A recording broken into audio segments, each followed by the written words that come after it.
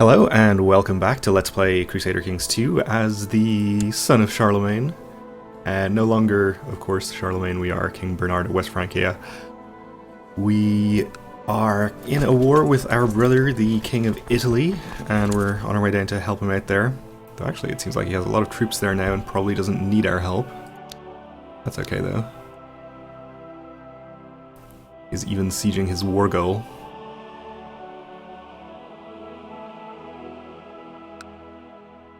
So I think I said around the start of this series that I was planning to play it for probably only about as long as the Charlemagne story events lasted, and they, I'm pretty sure, have run out by now. But I think I am going to keep playing a bit longer. I'll talk about that a little more after this. Charles asks if a tree falls in the woods and there's nobody there to hear it, does it make a noise? We will tell him it's a good question, he should ponder it on his own, and he'll probably gain one learning, or we should tell him to concentrate on something useful instead, where he'll probably become diligent. He actually is not already diligent, though he has almost every other good trait that you can get. So I think we'll do this. The risk of him becoming, or losing one learning is not too bad. I'd much prefer if he didn't become arbitrary, but it's a small chance. Diligent is pretty good. And speaking of Prince Charles here, he is one of the reasons that I do want to keep playing for a little while on this campaign, because he seems like a great character and I'd like to play as him for a while and see how he gets along with his younger brother Gargamel here. And of course I can't in good conscience leave the Empire in such a state, no longer in the hands of the Karling dynasty. So we'll at least be playing until that all gets fixed, I think. And I'm having a good time with this series, so that is a good reason enough all by itself. And actually, I just noticed that our son, Prince Charles here, is going to be of age this year. So we do want to get him educated by somebody else so he can get a better trait than we have. And it's nice that we did manage to give him one last personality trait before we transfer him off to a better educator. And I don't know what kind of trait we want. I usually tend to go for either stewardship or military, but there's an argument to be made for diplomacy if we need to use a faction to get ourselves back into command of the Empire. Then having high diplomacy would be helpful for that. But we are the heir of the current emperor, so that may not be necessary. Our brother Prince Ascaric here could give him a good military education and doesn't have any bad traits to pass along. So maybe we'll do that. I don't think we need to worry about our vassal opinions right now.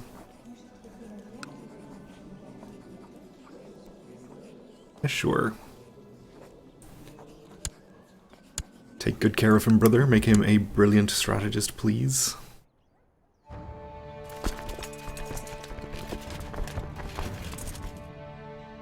So I suppose, considering that our brother is sieging his war goal now, we'll use our army to siege the enemy capital, since we're not needed on the war goal. The infestation of Vikings continues.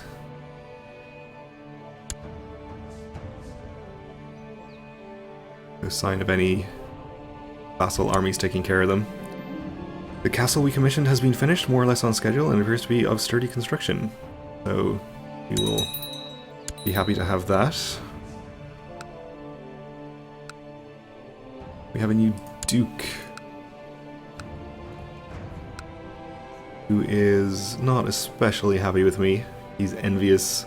He thinks I'm a foreigner because he's still Frankish. Get with the times, man. French is the new thing. We do need to possibly do something about our domain, though.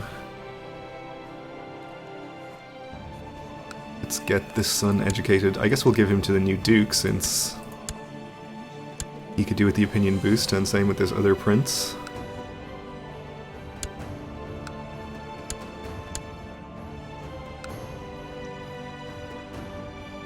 And let's see.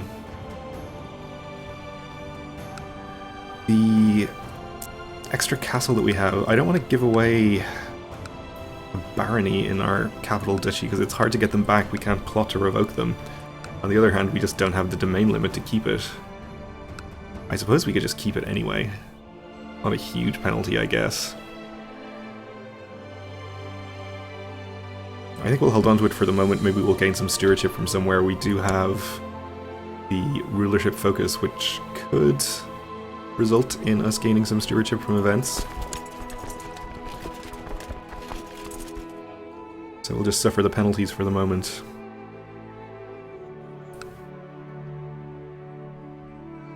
It's not too bad. It's a -10 opinion with our vassals and small hit to our income.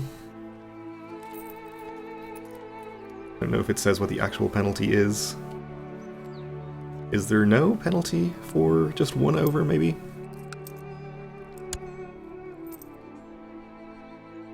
Either way, it's not a huge deal.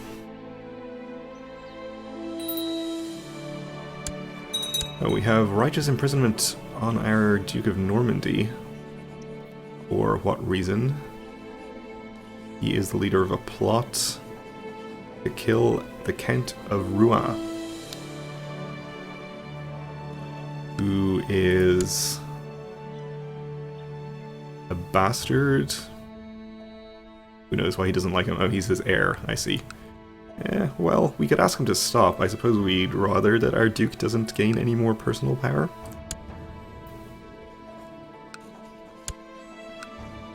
By inheriting his vassals' lands.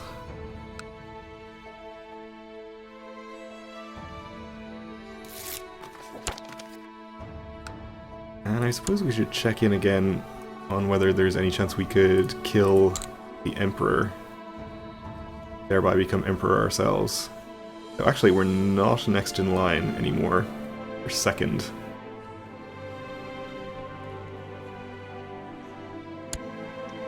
This Count who is getting the majority of the votes.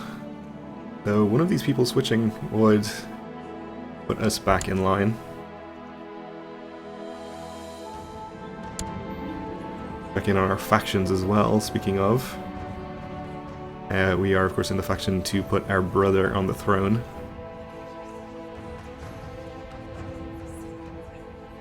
Anyway, my son Gargamel was bitten by a snake this morning. Poor Gargamel.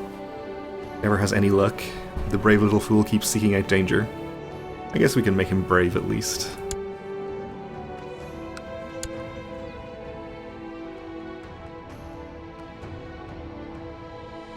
So this war is at 28% thanks to the top holding here being sieged.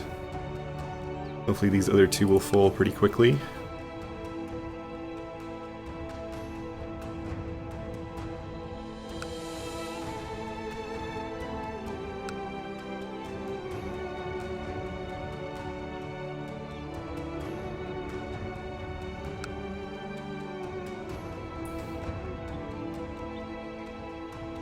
And this one is about to go. Gets to 45%.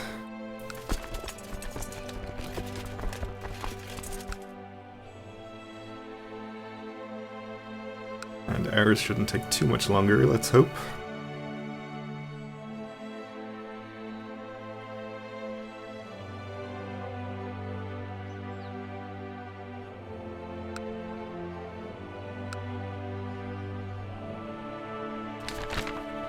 The rise of the Shia. The schism at the heart of Islam dates back to its earliest days, so we are having some discord there. Probably doesn't concern us too much. Finished our siege and took a prisoner. Hopefully we can siege these pretty quickly. We could actually assault this one because it's very lightly defended, but we'll just allow the thing to progress naturally. So that's almost as fast. And he's... Oh, I thought he was abandoning the war goal before finishing his siege, but he has actually sieged it. Alright, Prince Charles became a skilled tactician. Not quite the brilliant strategist that we hoped, but that's okay. Still a pretty good character. He is unmarried though, so we need to take care of that. And I think we want to prioritize a good genetic trait here. Preferably genius. Quick would be acceptable in the absence of a genius.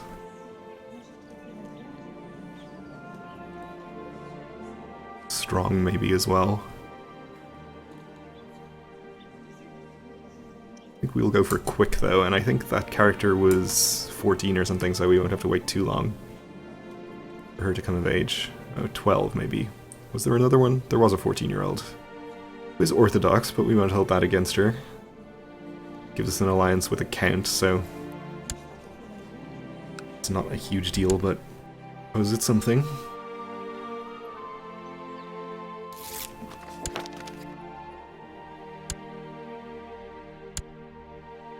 In the meantime, he actually is not a better marshal than our current marshal, so we won't appoint him there. So once Ogier dies, which probably won't be too much longer, we will see if he's the best man for the job.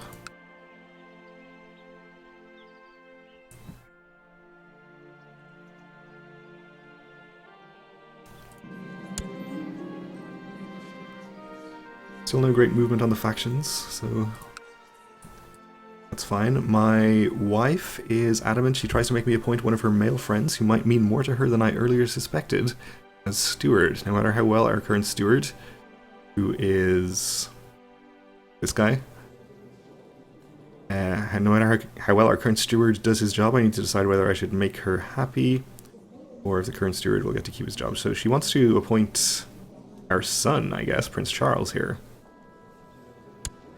who would not be the best man for the job, and in fact wants to become the marshal.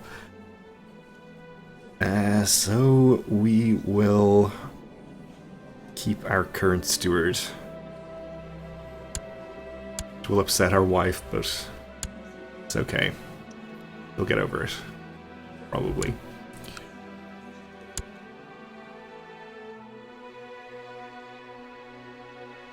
I'm kind of expecting that we might die relatively soon ourselves. We are maimed after all. Just like our famous father. Though he lived to the age of 61.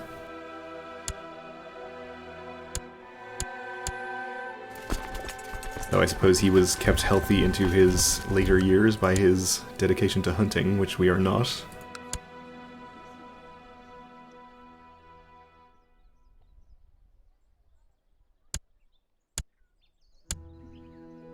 So I think at this point we can probably stop helping out in this war. We're probably not going to get this siege done before the ticking war score gets up to 100, though he doesn't seem to be getting ticking war score. He does hold the entire war goal. Either way, though, his siege is going to finish before mine, which will get him most of the way there anyway. We'll just disband our troops and stop worrying about it. If he does somehow manage to lose it from here, it's his own fault and he didn't deserve the land to begin with. I guess we could consider pressing our own de jure ducal claims, since this guy is underneath the Emperor directly, when he should be under us.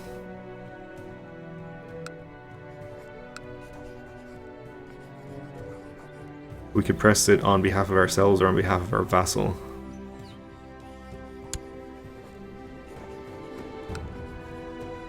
Is de jure part of Normandy?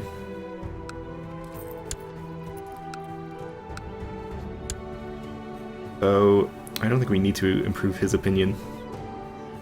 I think we'll hold off on doing that, at least for the moment.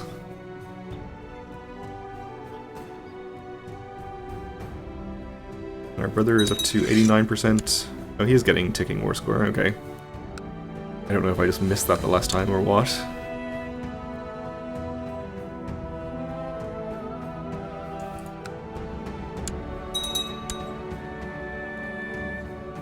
We are still second in line, and don't have any chance of killing him.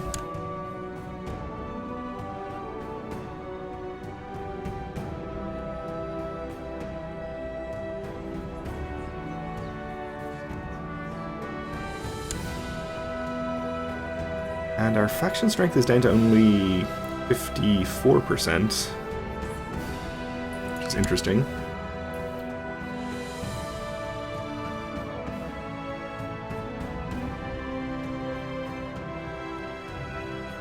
I suppose we could help that out by actually building some retinues, which we can build about one of. I guess we'll make the skirmish retinue. We can have two of them, actually. Okay. So that's a start, at least, to a decent-sized retinue. We can definitely afford to support that many.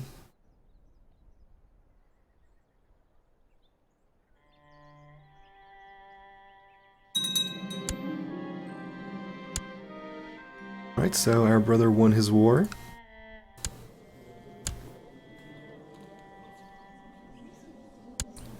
Doesn't actually care that we helped him. Let's be careful with our retinue here around these Vikings. Yeah, they should be okay. I doubt they'll attack us without any provocation. That's right, educate child from the Emperor. He wants this bishop to educate my son here. Because he wants him to become Lombard. I guess we probably don't care too much about that. This is our third son after Gargamel. I guess we'll do that. Although that would probably annoy this Duke. Declining would annoy the Emperor, though. I don't think we have to care about the Emperor's opinion too much. We'll decline. He can't tell me what to do. Of course, in literal terms, he's my legal de jure liege, so he can tell me what to do, but... you know what I mean. So now that we're at peace, we can... oh, we actually have a faction.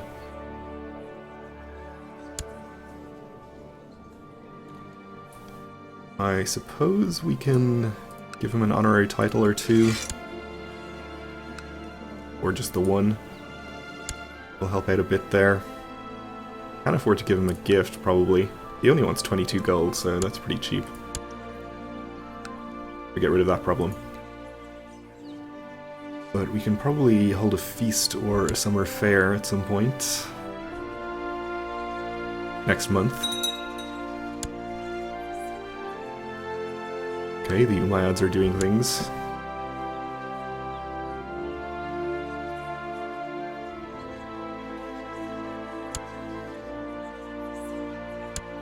Which is nice for them.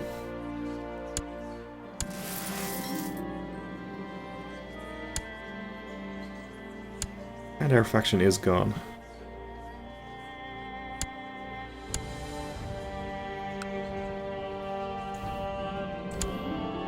When I opened the door, I saw no one, but as I stepped aside to close it, a group of acrobats cartwheeled, somersaulted, and tumbled in. They performed all sorts of tricks, and everyone watching exploded into applause when they finished.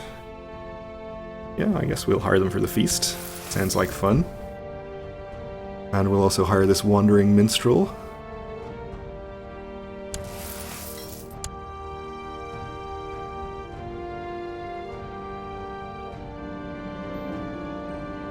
And we'll spend enough on food to satisfy everyone's hunger. I guess we're temperate, so we don't have the option to spend lavishly. Most of the preparations for the feast have been made. Now I only have to send out the invitations. We will invite everyone, of course. All is ready. The cooks have worked day and night preparing the food. Castle has never looked lovelier.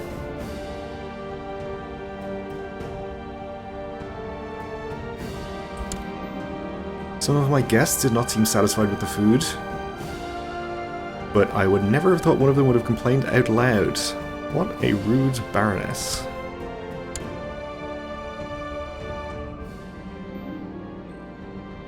The acrobats are a big success. Their skills are fascinating but unsettling.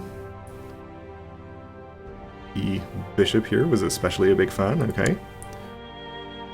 And my count here, double count, likes the minstrel.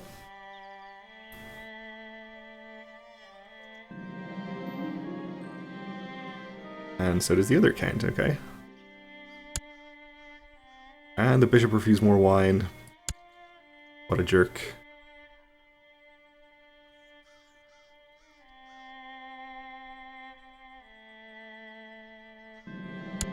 And the last of the guests has returned home, and everyone agreed it was the year's greatest feast. So that also helps out with vassal opinion, not that we really had any problems. Alright, well, we're out of time for this episode, so we'll have to leave it here for now. Thanks for watching, and join me again next time.